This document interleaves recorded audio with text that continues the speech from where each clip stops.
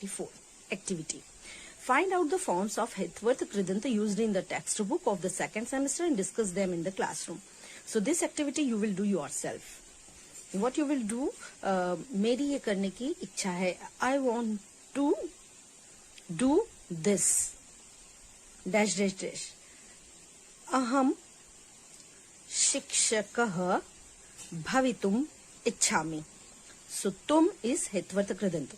तो आपको क्या करना है, what you have to do, आपको टेक्स्ट बुक में से इस तरह की भवितुम, क्रीडितुम, लिखितुम, तो इस तरह के सेंटेंसेस फाइंड आउट करना है और उसमें से हेतवर्थ कृदंत जहां जहां यूज हुए हैं उनको लिखना, उनके लिस्ट आउट करना कि इस लेसन में इतने हुए हैं. और मेरे जो पर्सनल व्हाट्सएप नंबर है, आपको जो इमेज है वहां पर सेंड करना है. नाउ विद्यार्थ कृदंत. जिस तरह से हिंदी में हम लिखते हैं, अगर मेल है तो हम लिखते हैं आदरणीय, अगर फीमेल है तो आदरणीया, अगर प्रिंसिपल है तो हम लिखते हैं आचार्य, और लेडी है प्रिंसिपल है तो हम लिखते हैं आचार्या, महोदय, महोदया. तो विद्यार्थ कृदंत में क्या होता है कि अकॉर्डिंग टू जेंडर जो है वो यूज होते हैं. Read the sentences and understand them. जैसे मदर इज रिस्पेक्टेड, माता सदा वंदनीया. फादर इज रिस्पेक्टेड, पिता सदा वंदनीय, वहां पर ये आएगा. Truth should always be practised, मतलब कि सच्चाई जो है, सच है, उसको हमारे आचरण में लाया जाना चाहिए. सत्यम सदा आचरणीयम. अब देखिए यहाँ पर सत्यम जो वर्ड है वो न्यूटर है, तो आचरणीयम. यहाँ माता है वंदनीया.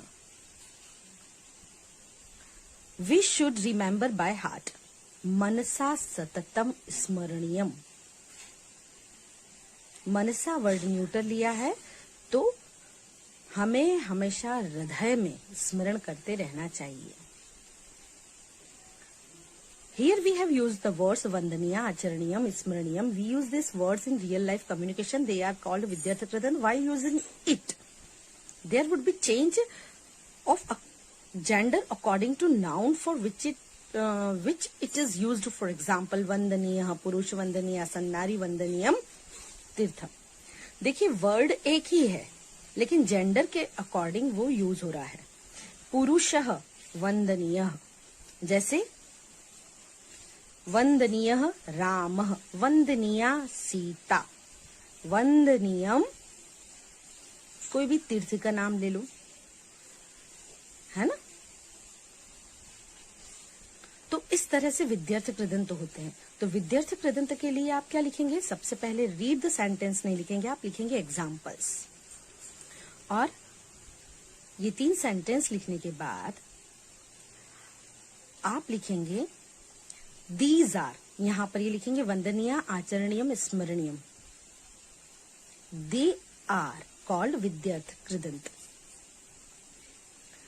और फिर यहाँ पे while using it there would be changes of gender according to noun for which it is used. हेतवर्थ कृदंत है वंदनीय, वंदनीया, वंदनीयम. नाउन के अकॉर्डिंग उनका रूप बदला है इसलिए. ठीक है. अब हास्तन भूतकाल. हास्तन भूतकाल तो हम पास्ट टेंस जो है वो इंग्लिश में भी देखते हैं, है ना. Past indefinite, past continuous, continuous, past perfect continuous देखते हैं. वैसे ही हम इंग्लिश में देखते हैं past indefinite, past continuous, past perfect continuous. उसी तरह हम हिंदी में भी देखते हैं, है ना, भूतकाल. तो यहाँ पर भी वैसे ही भूतकाल हैं. आप देख सकते हैं हस्तन भूतकाल. We should acquire the skill of presenting the details of past in real communication. Every language has its own way of past presentation. In Sanskrit, there are 3 types of past tense: Adyatan Bhutkal, Hastan Bhutkal and Paroksha Bhutkal. Here we shall learn the Hastan Bhutkal. देख रहे हैं आप? Communication skill होती है जब कुछ भी जो हमको पास्ट में किसी के बारे में बताना हो तो हम वहां पर भूतकाल का यूज करते हैं।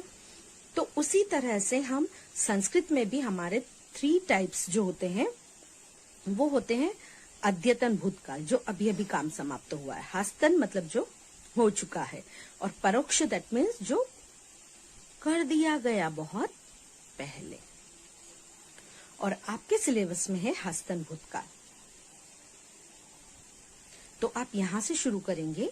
इन Sanskrit there are 3 types of past tense: अद्यतन भूतकाल, हास्तन भूतकाल एंड परोक्ष भूतकाल।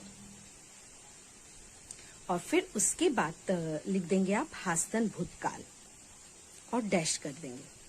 अब यहाँ पर देखिए, एकदा सह द्रोणाचार्यस्य समीपम अगच्छत अवदच्च।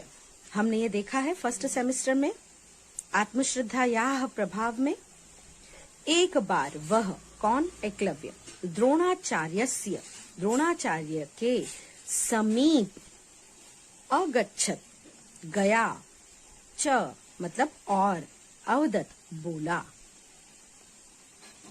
है ना।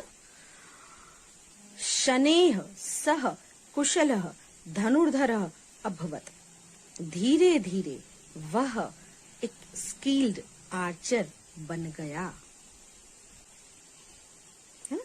तो इस तरह से है। यहाँ पर देखिए आप, the above sentences are taken from the lesson Atmashraddhayah Balam, that means Prabhava, from first semester.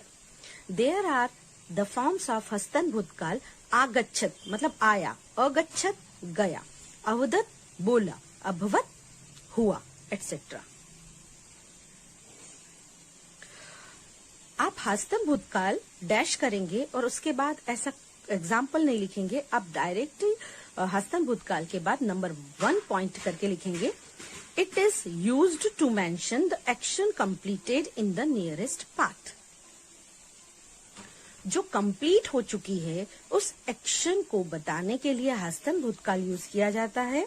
हस्तन भूतकाल में a prefix is used in हस्तन भूतकाल। मैंने ऑलरेडी तो आपको डिटेल में बता दिया था कि हस्तन भूतकाल में अ प्रीफिक्स होता है, उपसर्ग।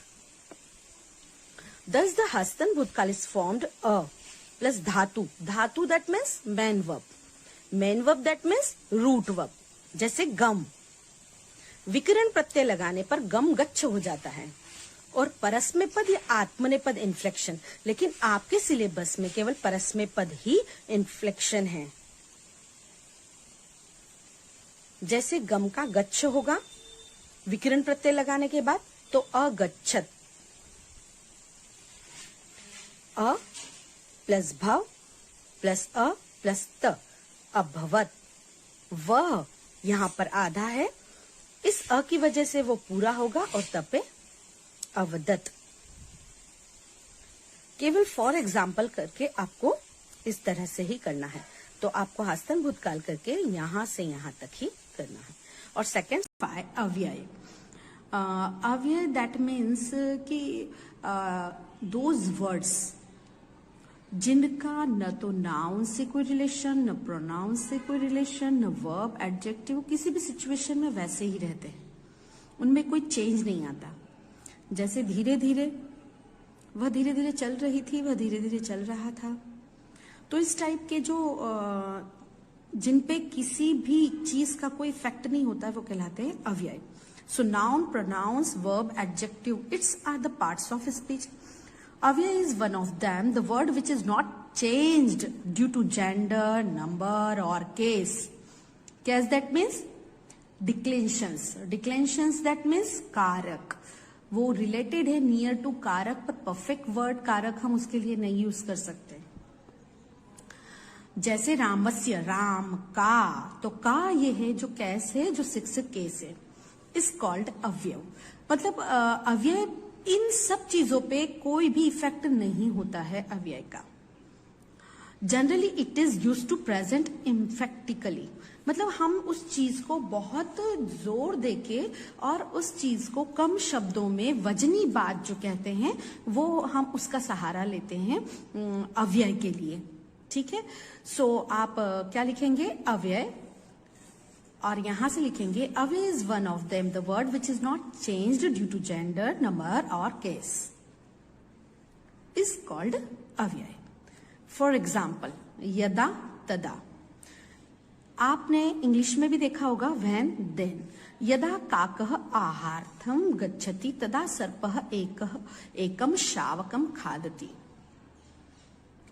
यदा काकः, जैसे ही कौवा आहार्थम भोजन को जाता है, वैसे ही सांप ने उसका बच्चा खाता है। तो यदा तदा, व्हेन देन।